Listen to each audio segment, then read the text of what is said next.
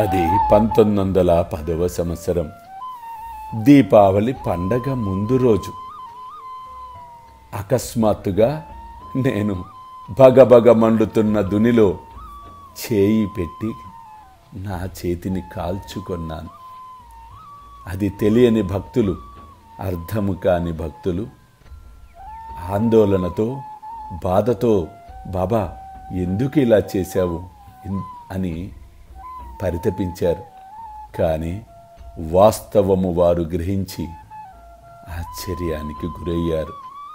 అక్కడికి చాలా దూరంలో ఒక కమ్మరి స్త్రీ తన బిడ్డను ఒడిలో ఉంచుకొని కొలిమిని ఊదుతోంది.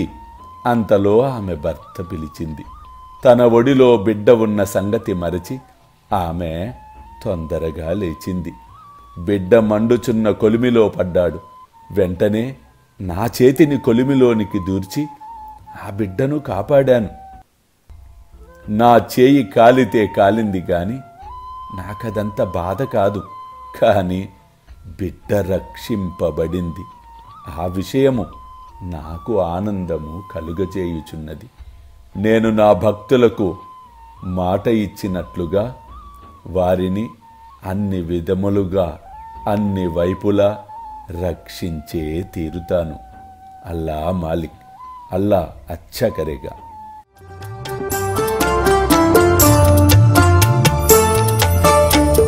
సిరిడిలో వెలసిన సద్గురు సాయిరా, హాయిగా నిదురించు సాయిరామా, సాయి శ్యామా, సాయిరామా, సాయి శ్యామా.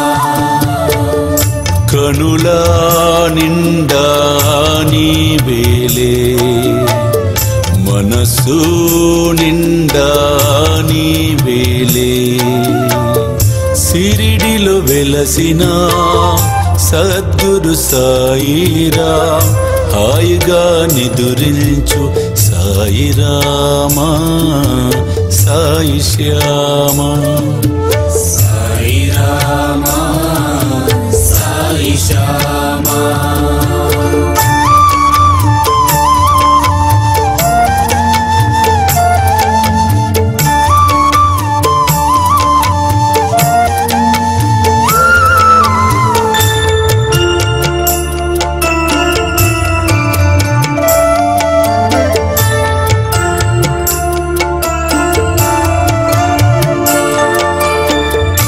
ఆపదలు బాపేటి అనాథనాథుడా, సుఖముగా శయనించు సాయిరామా, సాయి శ్యామా, సాయిరామా, సాయి శ్యామా, సాయిరామా, సాయి శ్యామా.